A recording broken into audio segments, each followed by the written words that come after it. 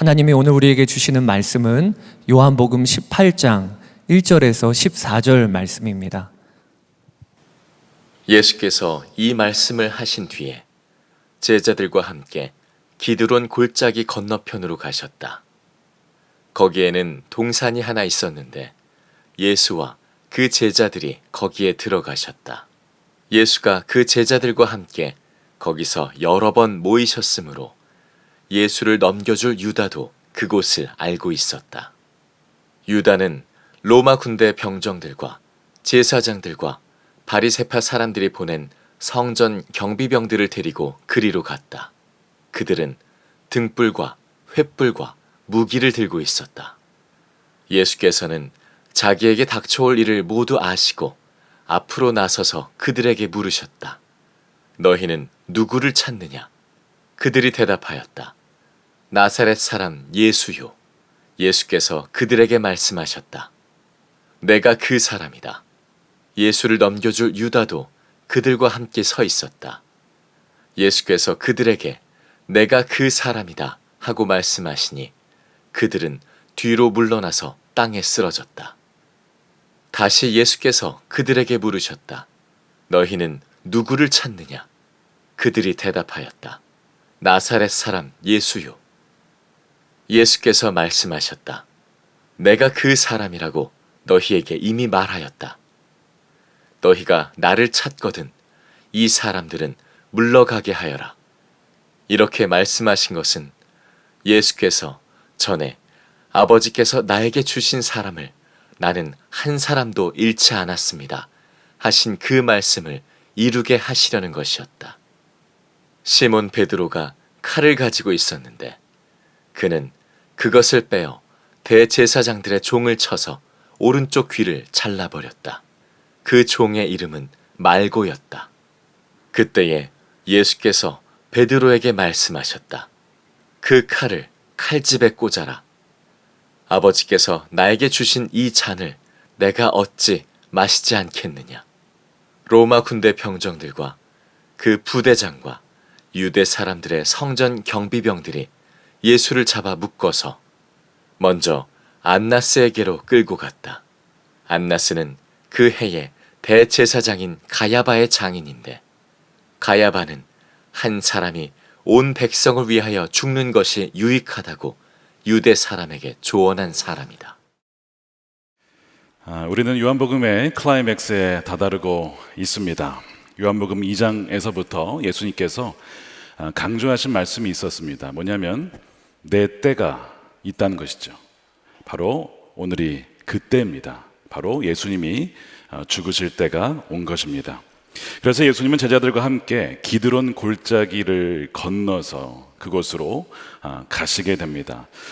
요한이요, 기드론 골짜기를 굳이 언급을 했습니다. 이 기드론의 뜻은 뭐냐면 어두움, 탁류, 탁한 물이란 뜻이죠. 왜냐하면 그 기드론 골짜기는 우기가 되면 검고 탁한 물이 흐르기 때문에 그렇습니다. 배경은 밤인데 어두움, 탁류라고 하는 기드론 골짜기를 건너가셨다라는 의미가 뭔가 심상치가 않습니다. 뭔가 음산한 분위기가 여러분 느껴지시죠? 아시다시피 배반자 유다가 로마 군대와 함께 예수님을 잡으러 오고 있기 때문에 그렇습니다. 그런데 공교롭게도 이 기드론 골짜기는 어떤 곳인가? 바로 한 1000년 전쯤에 다윗 왕이 지났던 곳입니다. 왜 지났을까요?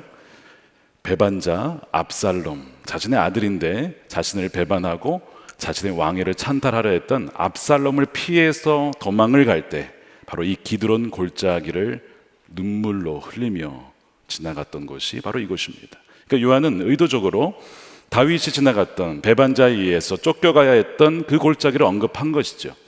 다른 것이 있다면 그 당시에는 쫓겨간 것이라면 예수님은 쫓겨간 것이 아니라 오히려 배반자 유다를 맞이하러 당당하게 가십니다. 예수님이 이미 자신에게 닥쳐올 일을 모두 알고 계셨기 때문에 그래요.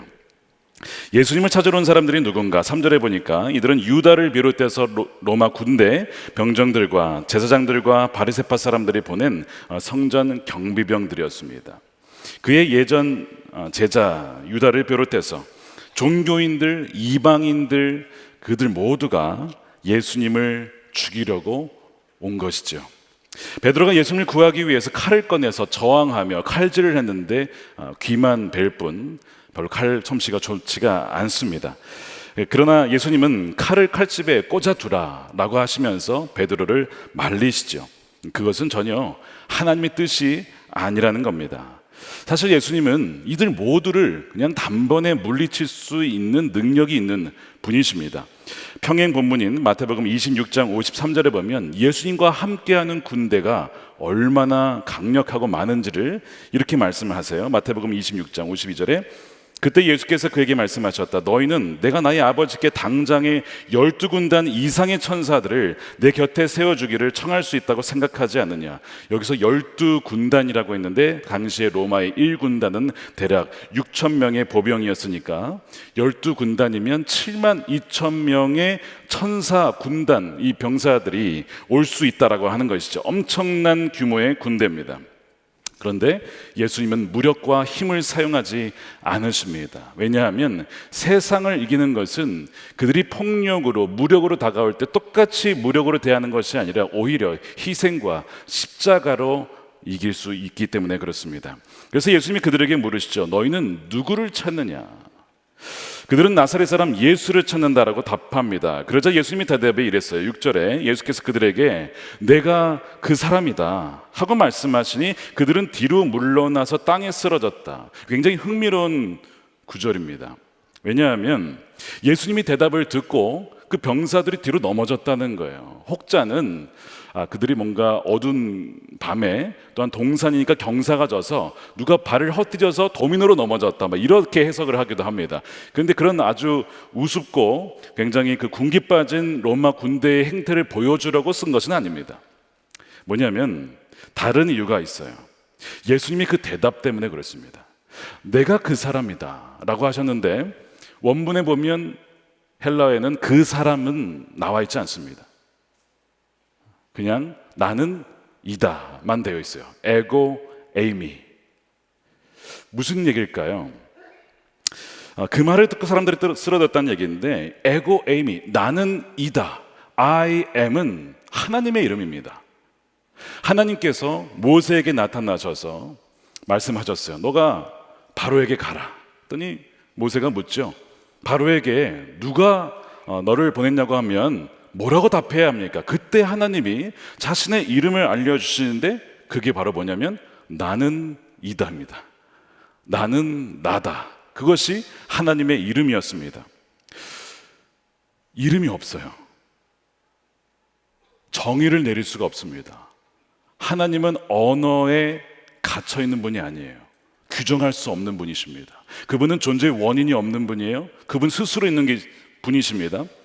그래서 나는 나다, 나는 이다 이렇게 말씀을 하시죠. 이것은 오직 창조주만이 가질 수 있는 이름이죠. 그런데 지금 예수님은 내가 바로 그다, 나는 이다, 에고 에임이라고 말씀을 담대하게 권세 있게 말씀을 하시는 것을 보고 사람들이 깜짝 놀라서 뒤로 넘어진 것을 요한 포착을 하고 기록을 하고 있습니다.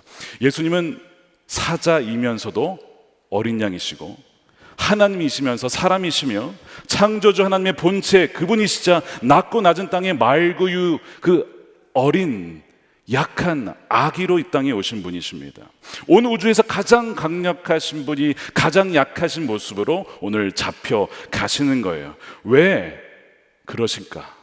12군단이나 더 되는 천사들을 이끌고 다 싹쓸이할 수 있는 로마 군대도 멸할 수 있는 그 권세 있는 분이 왜 이렇게 잡혀 가실까요? 그 이유는 오늘 11절에 나와 있습니다. 그때 예수께서 베드로에게 말씀하셨다. 그 칼을 칼집에 꽂아라. 아버지께서 나에게 주신 이 잔을 내가 어찌 마시지 않겠느냐? 이 잔을 어찌 마시지 않겠느냐? 내가 기꺼이 그 잔을 마시기 위해 내가 이렇게 온 것이다 라고 말씀하시죠. 여러분 이 잔은 무슨 잔일까요? 성경에는 크게 두 가지 종류의 잔이 나옵니다. 하나는 뭐냐면 구원의 잔입니다. 구원의 잔. 시편 116편입니다. 주님께서 나에게 베푸신 모든 은혜를 내가 무엇으로 다 갚을 수 있겠습니까? 내가 구원의 잔을 들고 주님의 이름을 부르겠습니다. 이 시편을 누가 지었는지 정확히 알 수는 없는데 존 칼빈은 다윗이 지었을 것이라고 얘기를 합니다. 그러니까 다윗은 이 구원의 잔을, 위기 속에서 나의 대적이 나를 쫓아오고 죽이려는 상황 속에서 하나님 나를 구원하신다라고 하는 그 고백과 함께 구원의 잔을 든 모습을 고백하고 있습니다. 반면 또 다른 잔은 진노의 잔이 있습니다.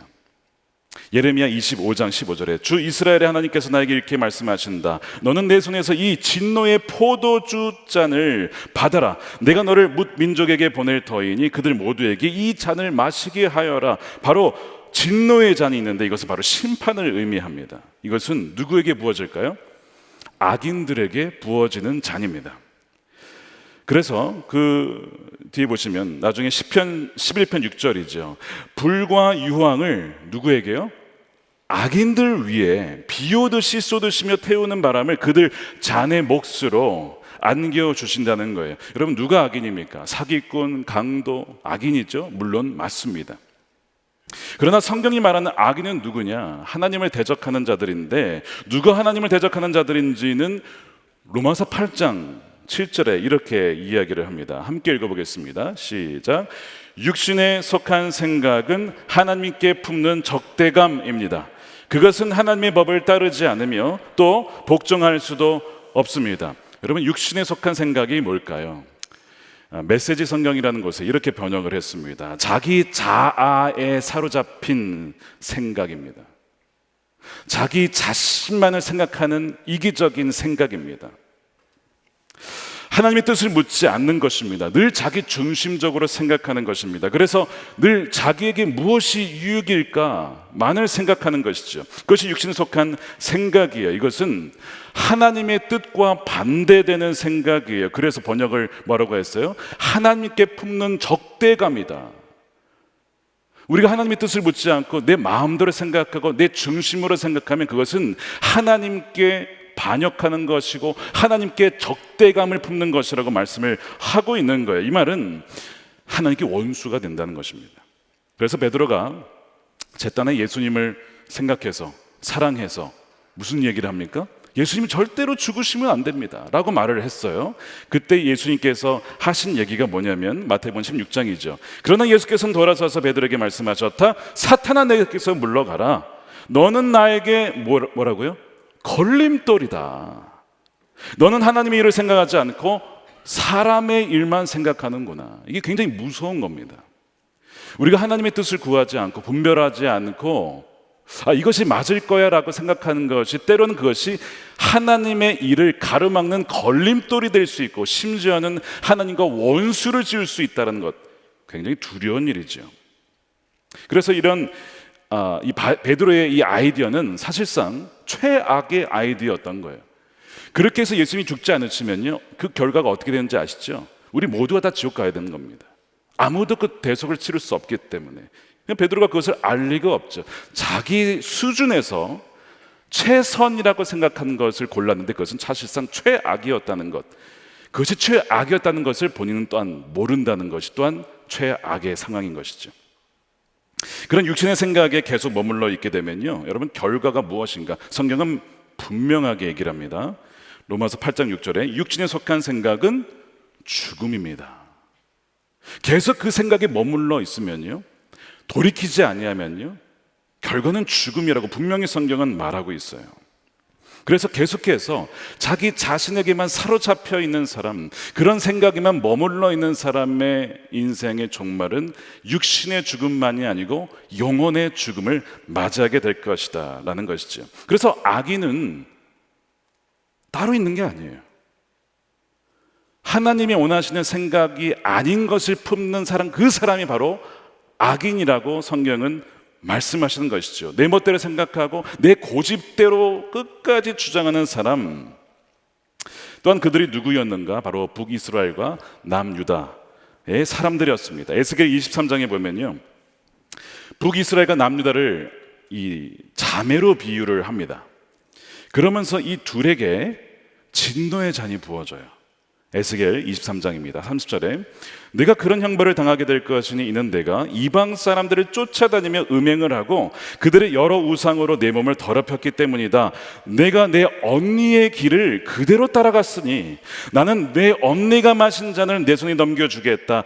나 주 하나님이 말한다. 내 언니가 마신 잔, 즉 북이스라엘을 말합니다. 너도 마시게 될 것이다. 우묵하고 넓은 잔에 가득 넘치도록 마시고 웃음거리와 우롱거리가 될 것이다. 너는 잔뜩 취하고 근심에 쌓일 것이다. 그것은 공포와 멸망의 잔이요 내 언니 사마리아가 마신 잔이다. 유다도 동일하게 그 언니 사마리아가 마신 잔을 마셨다는 것입니다. 그 이유가 무엇인가? 그 이유가 뭐죠? 하나님을 믿지 않는 이방 사람들을 따라서 똑같이 그들처럼 여러 우상들로 그들의 몸을 더럽혔다는 거예요. 그러니까 성경에서 말하는 음행은 단지 육체적인 간음이 아니고 그것도 포함하지만 하나님이 아닌 다른 우상을, 그 어떤 것을 더 사랑하는 것을 말합니다. 지난주에 말씀드렸듯이 거룩이 뭐죠? One single focus, 한 분만 바라보는 거예요. 근데 그것이 나누어지는 것은 바로 간음이라고 말씀을 드렸습니다. 이들의 시선이 하나님이 아니라 다른 곳으로 향했다는 것이죠. 풍요의 신인 바알과 아세라, 아세라는 바알의 아내로 불려지는 신입니다. 역시 풍요의 신이에요. 왜 그들을 섬겼을까요? 여러분, 그들이 바보라서 섬긴 것이 아닙니다. 그들이 어리석어서, 물론 어리석죠. 그러나 그렇게 우리가 생각하기에 우리와 그들이 다르다고 생각하십니까? 그들이 생각하기에 바알과 아세라를 섬기는 것이 그들에게 가장 좋겠다라고 생각했기 때문에 우상을 섬긴 거예요. 그들이 가나안 신이었어요. 그들이 풍요의 신이었어요. 그 땅의 신을 섬기는 것이 다른 땅의 신을 섬기는 것보다 낫지 않겠냐? 굉장히 합리적인 생각입니다. 그리고 풍요롭게 되는 것이 그리 잘못입니까? 그럼 가난하게만 살아야 됩니까? 그러니까 풍요의 신을 섬긴 것이에요. 이것이 근데 육신의 생각이었던 것입니다. 여러분 혹시 읽어보신 분 계시겠지만 가나안에 거하다라는 책이 있어요. 거기에 보시면 사해 근처 유대의 광야에 텔 아라드라고 하는 곳이 있습니다. 거기에서 지방 성소가 발굴되었는데 그 템플에 가니까 지성소가 있잖아요. 지성소에 들어갔더니 거기에 분향단이 하나가 아니고 두 개가 있더래요. 원래 하나님을 위한 분향단이 딱 하나만 있어야 되는데 두 개가 있더래요. 알고 봤더니 뭐냐? 하나는 하나님을 위해서, 하나는 아세라를 위해서. 그러니까 하나님을 남신이라고 여기고 아세라를 여신이라고 믿고 이렇게 짝을 맞춰준 거예요. 이것이 보여주는 것이 뭐냐면 이들이 하나님을 버린 것이냐? 그렇지는 않았어요. 하나님을 섬겼습니다. 문제는 뭐예요? 하나님도 섬기고 아세라도 동시에 섬겼다는 것이 바로 그 증거입니다. 이 돈신을 같이 섬긴 것이죠. 만몬을 같이 섬긴 것입니다. 왜 유다가 바벨론으로 다시 쫓겨나가느냐? 가나안에 살다가 왜 다시 광야로 쫓겨납니까? 그 이유는요, 하나님과 바알과 아세라 신을 동시에 숭배했기 때문에 바알을 숭배하면 광야로 다시 쫓겨나게 되는 것입니다.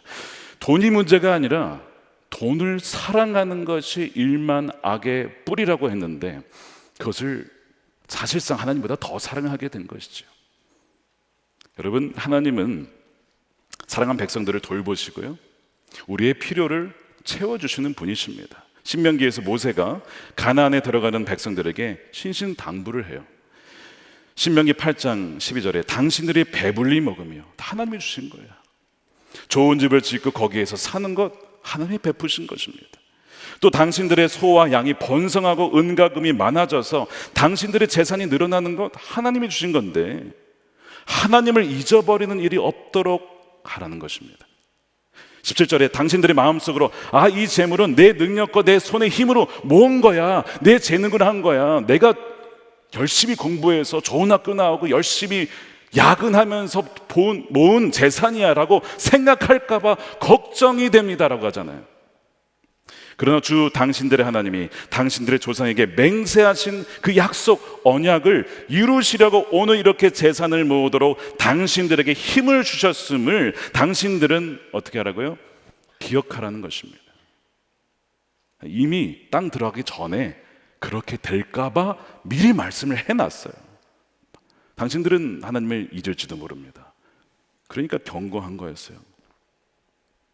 하나님이 우리 삶의 모두 근원이라는 것이죠. 모든 우리의 삶의 근원이십니다. 그러나 그것을 잊으면, 그래야 다른 우상을 섬기면 그 대가는 무엇이냐? 그것은 바로 진노의 잔이라는 거예요. 여러분, 이렇게 보면요, 육신에 속한 생각을 하지 않는 분 한번 손 들어보세요. 아무도 없을 겁니다. 이 기준에 의해서 진노의 잔을 피할 수 있는 분 한번 손 들어보세요. 아무도 없습니다. 우리는 누구나 탐심을 갖고 있고 탐욕을 갖고 있고 온갖 풍요의 우상의 크기가 좀 다를 뿐 마음 한켠에는 그것을 몰래 간직을 하고 있다는 것이죠. 육신에 속한 생각은 바로 하나님을 대적하는 것이라고 했습니다. 자, 그러면 오늘 본문에 보세요. 본문에 나오는 이들이 누가 나오죠? 예수님을 대적하는 이들이 나와요. 예수님을 잡으러, 예수님을 죽이러, 예수님을 반대하러 나온 사람들이 등장을 합니다. 바로 가룟 유다와 제사장과 바리새인들과 그들이 보낸 병사들입니다. 그들이 누구냐면 예수님이 대적하는 자들인데요, 오늘 본문이 뭘 말하고 있냐면 그들이 바로 우리들이다라는 것이죠. 우리가 바로 그들이에요. 오늘 말씀은 우리에게 그것을 보고 있느냐고 묻는 것입니다. 예수님을 잡으러 온 이들이 나와 별개가 아니고 우리가 바로 육신에 속한 생각으로 주님을 거절하며 거역하며 살아온 사실상 그들이라는 것, 이것이 굉장히 사실은 불편한 진리죠. 피하고 싶은 진리입니다. 여러분 중에 나는 한 번도 하나님과 원수가 된 적이 없어라고 생각하는 분이 계시다면요, 죄송하지만 그것이야말로 지금 여러분이 하나님과 원수라는 명백한 증거입니다. 왜냐하면 하나님을 만난 사람들은요, 베드로처럼 이런 고백을 하게 되어 있어요. 나를 떠나소서, 나는 죄인이소로이다. 하나님 만난 순간 내가 얼마나 큰 죄인지를 깨닫게 되어 있어요. 그래서 오늘 말씀에 예수님을 잡으러 온 유다와 로마 병정들과 성전 경비원들을 보면서 우리의 모습을 봐야 합니다. 우리가 육신에 속한 자임을, 우리 중심적인 생각만 할 때마다 실은 우리가 하나님을 얼마나 대적을 하고 있는지를 알아야 된다는 것이죠. 예수님을 우리가 대적하고 그들이 뭘 들고 왔어요? 무기를 들고 왔어요. 무기를 들고 사실상 예수님을 묻고 핍박을 하는 그 일을 하고 있음을 알아야 돼요. 사울이 회심하기 전에 열심히 하나님 일을 한다고 했는데 사실상 뭐 한 거예요? 예수님을 핍박한 거였습니다. 여러분, 그걸 알고 있습니까? 우리가 그런 자라는 것을 여러분 알고 있습니까? 우리가 말씀에 순종하지 않을 때마다 우리의 마음이 굳어져서 내 고집대로 할 때마다 우리는 성령을 거역하고 있는 것이죠. 스데반이 이런 얘기를 했어요. 사도행전 7장 51절에 목이 곧고 마음과 귀에 할례를 받지 못한 사람, 듣지 못하는 거예요. 알지 못하는 것입니다. 당신들은 언제나 성령을 거역하고 있습니다. 당신의 조상들이 한 그대로 당신들도 알고 있습니다. 우리는 오늘 본문의 유다와 이 병사들을 통해서 우리의 모습을 봐야만 한다는 것이죠. 우리는 예수님을 대적하고 잡으러 온 이 죄인 중에 괴수라는 것입니다. 그런데 여러분, 그거 아십니까? 하나님의 자녀로 본래 우리가 지음받은 우리가 하나님을 대적하고 예수님을 대적하는 죄인이 되었을 때에 하나님은 갈림길에 선다는 것입니다. 그 이유는 무엇이냐? 그 무엇이냐? 바로 그분의 성품 때문에 그래요. 하나님은 어떤 분이신가? 출애굽기 34장에 아주 잘 표현해 놨어요. 모세가 하나님, 저에게 영광을 보여주십시오. 그러니까 하나님은 어떤 분인지를 좀 알려주십시오 라고 하니까 하나님이 하신 말씀이 출애굽기 34장 6절이었습니다. 한번 잘 들어보세요. 주님께서 모세 앞으로 지나가시면서 선포하셨다. 주는 자비롭고 은혜로우며 노하기를 더디하고 한결같은 사랑과 진실이 풍성한 하나님이다. 수천 대에 이르기까지 대대로 한결같은 사랑을 베풀며 악과 허물과 죄를 어떻게 해요? 용서하시는 하나님이에요. 자, 이게 첫 번째예요. 하나님은 죄와 허물을 용서하시는 분이십니다. 아멘입니까? 자, 근데 그 뒤에 읽어보세요. 자, 두 번째입니다. 그러나 나는 죄를 벌하지 않은 채 그냥 넘기지는 아니한다. 아버지가 죄를 지으면 본인에게 뿐만 아니라 3, 4대 그 자손의 자손까지 벌을 내린다는 거예요. 자, 이 두 개를 잘 생각해 보시기 바랍니다. 자비롭고 은혜로우며 죄와 허물을 용서하시는 사랑의 하나님이래요.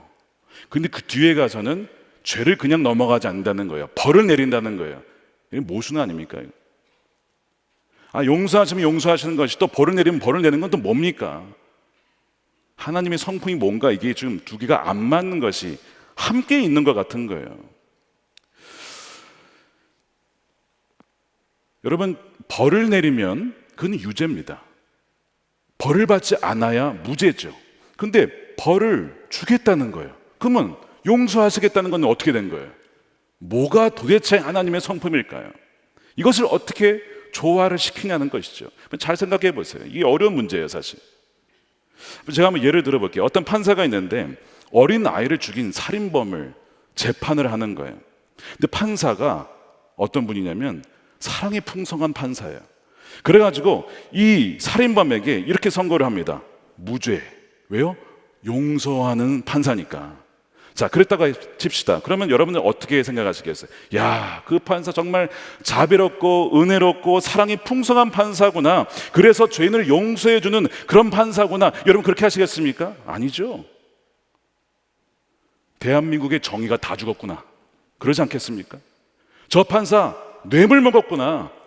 아니, 이렇게 증거가 분명하고 분명히 사람이 죽었는데 어떻게 무죄라고 할 수가 있어? 막 공문이 막 일어날 거예요. 선한 판사라면요, 죄를 그냥 넘기면 안 된다는 것이죠. 여러분, 그렇게 해서 만약에 무죄 판결하면 그 희생자의 부모님은 얼마나 가슴이 찢어질까요? 우리가 공의로운 판결을 받지 못했다, 우리가 가난해서 그런 것이냐, 막 이런 얘기 하지 않겠습니까? 그러니까 반드시 하나님이 공의롭고 거룩하시고 정말 선한 하나님이시라면 반드시 죄에 대한 대가를 치러야 된다는 거예요. 그래야 선하신 하나님이시죠. 근데 문제는 그 살인범이 그 판사의 아들이라고 칩시다. 물론 자신의 직계 자녀나 자손은 판결하지 못하지만, 그러니까 비유니까 한번 들어보세요. 재판대로 하면 사형입니다. 자비롭고 풍성한 선하신 하나님은 악과 허물과 죄를 용서하시는 하나님이세요. 그래서 용서를 해야 됩니다. 죄를, 허물을 다 용서해야 됩니다. 근데 말씀드린 대로 그렇게 하면 정의가 사라지는 거예요. 그렇다고 정의대로 하면 아들은 죽는 거예요. 그렇다고 해서 그렇게 하면 사랑하지 못하는 거예요. 용서하지 못하는 거예요. 이것이 하나님의 갈림길이에요. 누구에 대한? 저와 여러분들에 대한. 여러분들이 이것을 이해하지 못하신다면 아직 복음을 이해하지 못하신 겁니다. 이 모순적인 갈등 상황을 하나님은 어떻게 해결하시는가? 그것이 11절입니다. 아버지께서 나에게 주신 이 잔을 내가 어찌 마시지 않겠느냐. 바로 아버지께서 아들에게 주신 잔이 하나님의 지혜요, 바로 그것이 십자가입니다. 이게 무슨 잔일까요? 구원의 잔일까요? 아니요, 이건 진노의 잔입니다. 아들에게 아버지가 진노의 잔을 주었어요. 아니, 어떻게 아버지가 아들에게 진노의 잔을 줄 수 있죠? 멸망과 죽음의 잔을 주는 아버지가 어디 있습니까? 그건 아버지 아니죠. 그건 악한 사람이죠. 이 아버지라는 표현이 헬라어 아빠란 뜻이에요. 그러니까 어린 아이가 자신의 아빠라고 하는, 영어로 daddy라고 하는 그 아빠예요. 아빠는 어떤 분이어야 하냐? 예수님이 누가복음 11장에 아빠가 어떤 분이어야 하는지를 말씀을 하셨어요. 너희 가운데 아버지가 된 사람으로서 아들이 생선을 달라고 하는데 생선 대신에 뱀을 줄 사람이 어디 있으며 달걀을 달라고 하는데 전갈을 줄 사람이 어디 있느냐? 너희가 악할지라도 너희 자녀에게 좋은 것들을 줄 줄 알거든. 아무리 악한 자도 아버지라면 자식에게 좋은 걸 주기를 원한다는 것이죠. 하물며 하늘에 계신 아버지께서 구원한 사람에게 성령을 주시지 않겠느냐? 악인도 아버지라면 자녀에게 좋은 것을 주는 것이 아버지입니다. 그런데 어떻게 하나님 아버지가 아들에게 진노의 잔을 줄 수 있느냐는 것이죠. 정말 선하신 하나님 아버지가 맞습니까? 여러분들 중에 지금 그런 생각하시는 분이 분명히 계실 거예요. 하나님 아버지 정말 좋으시고 인자하시고 자비롭고 은혜로우신 선하신 하나님 아버지라고 하면서 왜 제 인생에 고난의 잔을 주시고 진노의 잔을 쥐어주십니까? 정말 하나님 선하신 하나님 맞으십니까? 라고 하는 그런 의문을 품으신 분들이 분명히 여기 계실 거예요. 그러면 11절에 아버지께서 예수님에게 주신 이 잔, 진노의 잔은 도무지 이해할 수 없는 잔이에요. 그런데 이것이 인간의 지혜였다면 이해할 수 없는데 하나님의 지혜라는 거예요. 바로 그 십자가에서 예수님은요, 우리 대신에 진노의 잔을 그분이 마시는 거예요. 그분이 진노의 잔을 마십니다. 자, 그럼으로써 우리가 받아야 될 진노, 우리가 누구였다고요? 하나님을 대적하는 악인이라고 말씀드렸죠. 육신에 속한 사람들, 우리가 마셔야 되는 그 잔을 예수님이 받으셔서 정의를 이루셨어요. 그러면서 예수님께서 8절에 보시면 제자들은 물러가라, 제자들은 살게 해줘라 라고 하시죠. 이건 뭐예요? 사랑하시는 하나님이에요. 자신이 대신 진노의 잔을 마심으로써 정의를 이루시고, 동시에 나의 제자들, 아버지께서 나에게 주신 이 제자들, 저와 여러분들은 살리시기 위해서, 왜요? 그분은 사랑하시는 하나님, 용서하시는 분이시니까. 이것이 십자가라는 것이죠. 그래서 오늘 그 말씀이 여기 나와요. 14절에 가야바는 한 사람이 온 백성을 위하여 죽는 것이 유익하다. 유대 사람에게 존한 사람이다. 예수님이 한 사람의 죽음으로 공의를 이루셨어요. 정의를 이루셨습니다. 죄를 그냥 넘어가지 않으셨어요. 그렇게 함으로써 저와 여러분들을 위해, 즉 하나님이 아버지가 자기에게 주신 사람을 한 사람도 놓치지 않게 하셨다는 것입니다. 한 사람의 죽음으로 어느 한 명도, 저와 여러분들 중에 어느 한 명도 놓치지 않도록 하기 위해서 주님이 진노의 잔을 마시셨다는 거예요. 18절 9절에 이렇게 말씀하시는 것은 예수께서 전에 아버지께서 나에게 주신 사람을 나는 한 사람도 잃지 않았습니다는 말씀을 이루게 하시려는 것입니다. 하나님은요, 이 자리에 계신 여러분들 모두를, 온라인으로 오신 여러분들 모두를 한 사람도 잃기를 원치 않으신다는 사실입니다. 요한복음 10장 28절에도 이런 말씀을 하셨어요. 우리 함께 읽어볼게요. 시작. 나는 그들에게 영생을 준다. 그들은 영원토록 멸망하지 아니할 것이요 또 아무도 그들을 내 손에서 빼앗아가지 못할 것이다. 주님이 우리를 꽉 붙잡고 계신 거예요. 마귀는요, 얼마나 우리를 끌어가려고, 할 수만 있거든 선자도 넘어뜨리려고 온갖 방법으로 우리를 유혹하고 끌어가지만 주님의 손은 절대 놓치지 않는다는 것입니다. 이것이 여러분 복음이에요. 이것이 굿뉴스입니다. 예수님께서 우리가 마셔야 될 진노의 잔을 대신 마심으로써 우리를 살리신 것입니다. 한 사람이 죽음으로써 한 사람도 잃어버리지 않게 되는 것이죠. 자, 그렇다면 정말 내가 그 사람인가? 바로 예수님이 이들은 건드리지 마십시오 라고 했던 그 사람인지 아닌지 내가 어떻게 알까? 여러분, 이걸 보시면 돼요. 여러분들이 이것을 깨달은 사람인지를 점검해 보시면 알 수 있습니다. 잘 들어보세요. 주님, 제가 오늘 본문에서 예수님을 잡으러 온 그 바로 대적하는 바로 그 사람들입니다. 육신에 속하여서 성령을 거슬려 살던 자가 바로 저입니다. 제가 바로 그 진노의 잔을 받기에 합당한 자입니다. 여러분, 이런 경험해 보신 적 있어요? 진정으로 이렇게 고백하며 회개하신 적이 있으십니까? 이것이 없다면 여전히 진노의 잔이 놓인 사람이에요. 그러나 정말 그런 것을 믿고 고백한 분이라면 진노의 잔이 아니라 뭐예요? 구원의 잔이 예배된 사람이 하나가 더 있어요. 동시에 이것을 깨달은 사람입니다. 주님, 그러나 저는 진노의 잔이 합당하지만 그러나 예수님이 이 사람들은 물러가게 하라며 지켜주신 그 제자들이 바로 저임을 믿습니다. 제가 마셔야 될 진노의 잔을 예수님께서 십자가에서 대신 지시고 그 잔을 마셨기 때문에 저에게는 구원의 잔이 마련됨을 저는 믿고 감사를 드립니다.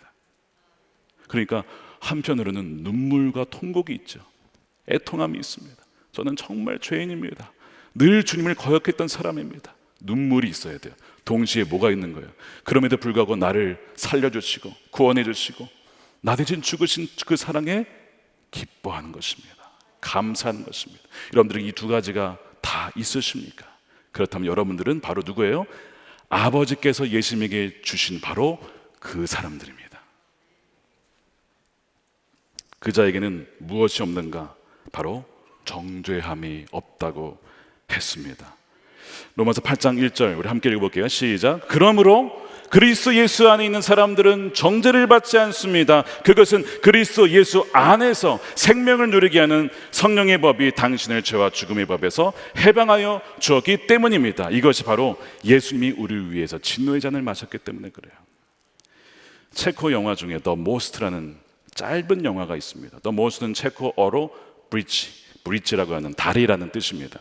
거기 보면 아버지와 한 10살 정도 되어 보는 아들이 등장을 합니다. 아버지의 직업은 뭐냐면 이 다리를 이렇게 여는, 개폐시키고 왔다 갔다 하는 그 역할을 하는 잡이에요. 어느 날 아버지가 아들을 데리고 자기의 그 다리로, 그 작업실로 데려갑니다. 그러면서 같이 그 버튼을 누르자고, 그러면 이게 열리거든요. 그 아이들이 얼마나 좋아하겠습니까? 그 아들이 아빠를 따라갔어요. 따라갔는데 갑자기 전화가 옵니다. 배가 지나가야 되니까 열어달라는 거예요. 그래서 딱 눌러서 열었어요. 그러니까 다리가 어떻게 됐어요? 이렇게 열려서 배가 지나가게 되는 것이죠. 그리고 아들은 그 다리 옆에서 놀고 있었는데 저기서 기차가 예정보다 일찍 오는 겁니다. 근데 아버지가 못 보고 있어요. 그러니까 아들이 어떻게 해요? 그 개폐 스위치를 누르러 그 기계실로 들어가요. 그래서 손을 뻗었는데 손이 닿지 않고 기계줄로 빠지고 맙니다. 그 톱니바퀴 쪽으로 빠졌어요. 근데 기차는 오고 있는 거예요. 그 아버지가 어떻게 되죠? 지금 기차는 오고 있는데 그대로 오게 되면 다 죽는 것이고, 그렇다고 해서 내버려 두면 아들이 죽는 거예요. 아버지가 고민을 합니다. 어떻게 하지? 아버지가 결정을 내렸어요. 다리를 연결시킵니다. 그리고 그 아들은 죽고 말아요. 그 기차 안에 사람들은 아주 평온한 모습으로 하하호 웃으면서 무슨 일이 자기 앞에 지금 벌어졌는지도 모른 채 그렇게 그냥 지나갑니다.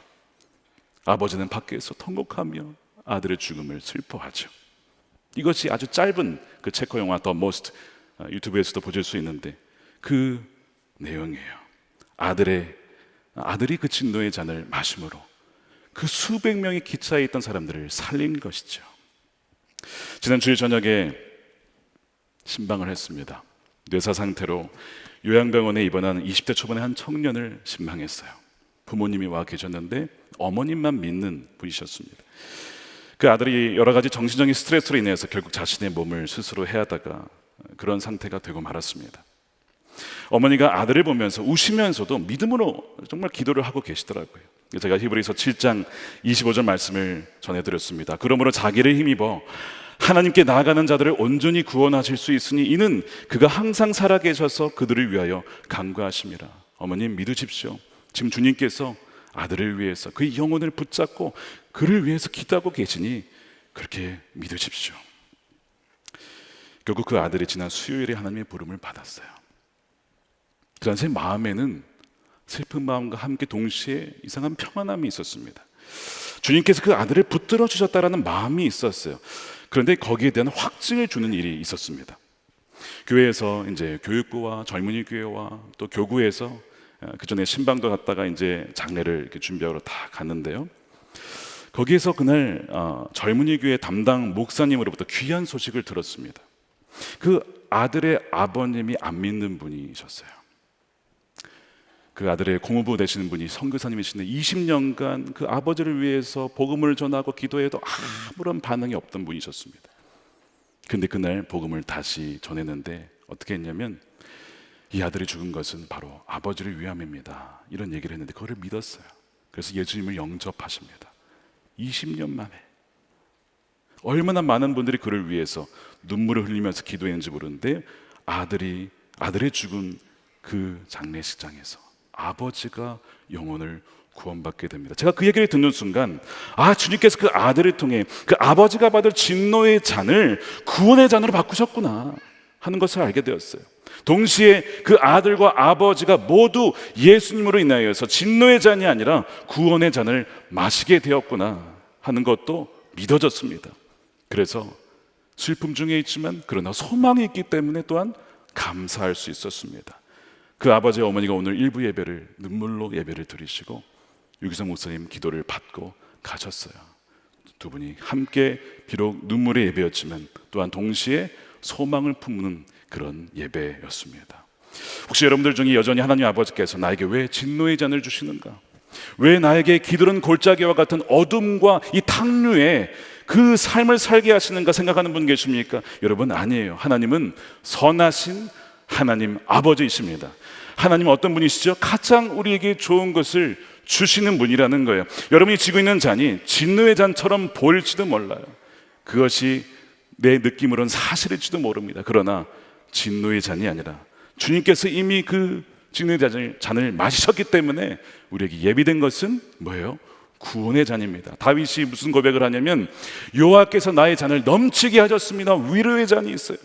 위로의 잔과 구원의 잔이 바로 주님으로 인하여서 우리에게 예비된 잔임을 믿으시길 축복합니다. 그래서 여러분, 정말 우리가 죄를 회개했다면 바로 그 구원의 잔이 있음을, 그리하여 하나님은 정말 자비롭고 공의로우시며 동시에 또한 사랑에 용서하시는 가장 좋은 것을 주시는 아버지이심을 믿는, 그 사랑 안에 머물러서 모든 두려움을 이기고 승리하시는 저와 여러분들의 삶이 되시기를 주님의 이름으로 축원합니다.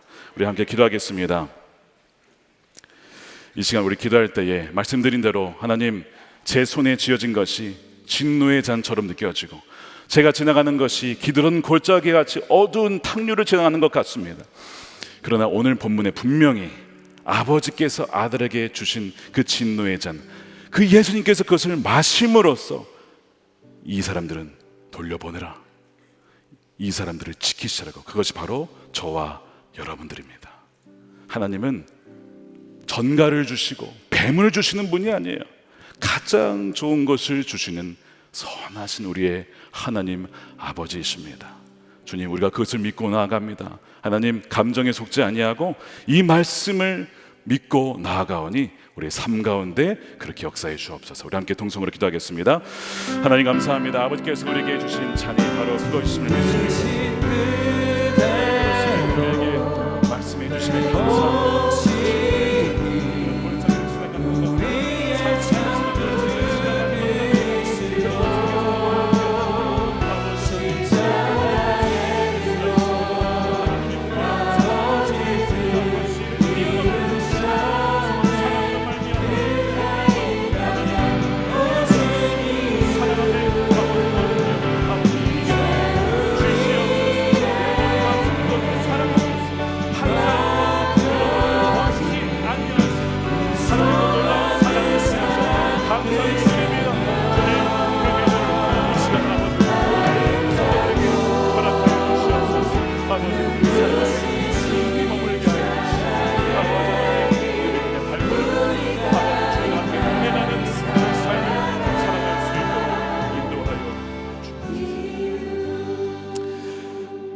사랑의 하나님 아버지, 감사합니다. 정말 그렇습니다. 하나님은 선하시고 인자하시고 자비로우시며 정말 그 은혜가 풍성하신 하나님 아버지이십니다. 주님, 그러나 우리가 때로는 인생을 살아갈 때에 기드론 골짜기와 사망의 음침한 골짜기를 지날 때 너무나 많습니다. 또한 고난의 잔, 또한 진노의 잔을 마신다고 느낄 때가 너무나 많습니다. 그러나 오늘 말씀을 통해서 분명하게 우리를 깨닫게 하심을 감사합니다. 우리에게 예비된 것은 진노의 잔이 아니라 바로 위로의 잔, 구원의 잔임을 믿고 감사를 드립니다. 주님께서 이미 십자가에서 우리의 반역의 죄를 다 치르셨기 때문에, 우리가 받아야 될 그 진노를 다 그 온몸으로 받으셨기 때문에 주여 감사를 드리며 그 은혜로 말미암아 이 시간 찬양을 드리오니, 그 믿음 가운데, 그 아버지의 풍성한 사랑 가운데 오늘도 승리하며 나아갈 수 있도록 인도하여 주시옵소서. 아버지, 좌절 중에 낭망 중에 있는 자들을 주께서 위로하여 주시고 주의 손으로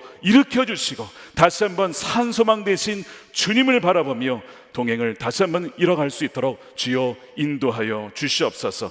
하나님, 11조로 감사헌금으로, 건축헌금으로, 또한 구제헌금으로 주님께 구별하여 올려드리오니 바치는 그 마음의 심정 중심을 주여 기뻐 받아주시고 저들의 삶 가운데 더욱 풍성한 것으로 채워주시며 주의 나라를 일할 수 있는 놀라운 힘과 능력을 넘치도록 부어 주시옵소서. 이 나라가 복음 가운데 통일되게 해주시고 모든 아버지 하나님, 북한의 어리석은 시도들이 그쳐지게 해주시고 우크라이나의 전쟁이 속히 종식되어서 온 세계 가운데 하나님 모든 평화가 임하게 하여 주시옵시고 땅끝까지 이르러 하나님 복음의 문이 활짝 열려서 주님이 다시 오신 그날까지 우리가 그 선교의 사명을 온전히 감당할 수 있도록 역사하여 주시옵소서. 감사드리며 우리 주 예수 그리스도의 이름으로 기도드립니다.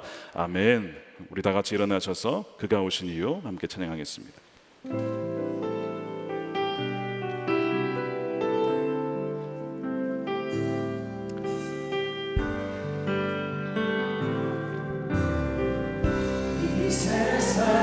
가장 아름다운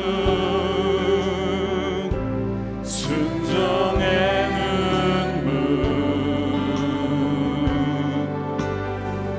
온 세상 다시 빛나게 한 생명의 눈물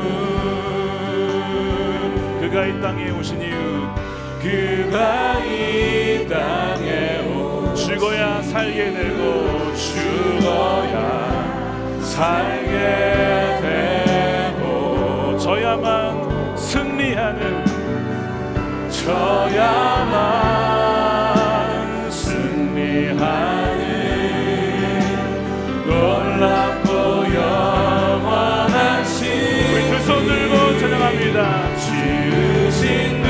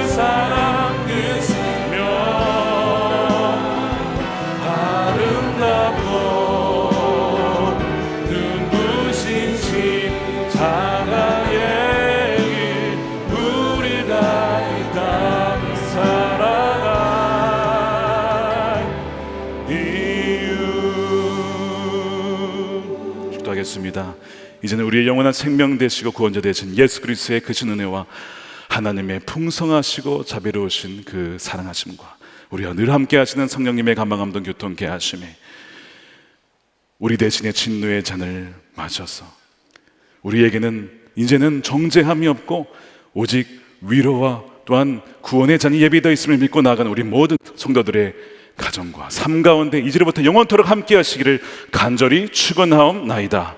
아멘.